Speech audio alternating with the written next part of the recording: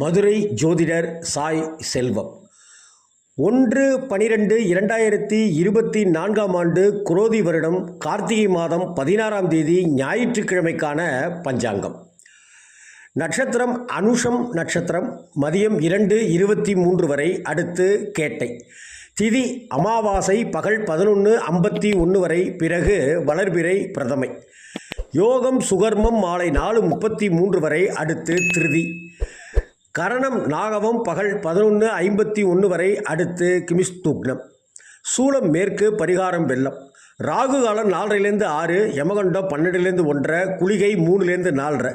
சுப நேரங்கள் 7:45 8:45, 10:45 11:45, 3:15 4:15. மேஷ ராசி நேயர்களுக்கு சந்திராஷ்டமம். எனவே கவனமாக இருப்பது, பொறுமையுடன் இருப்பது மிக மிக அவசியம். அமாவாசை நாளில் முன்னோர் வழிபாடு.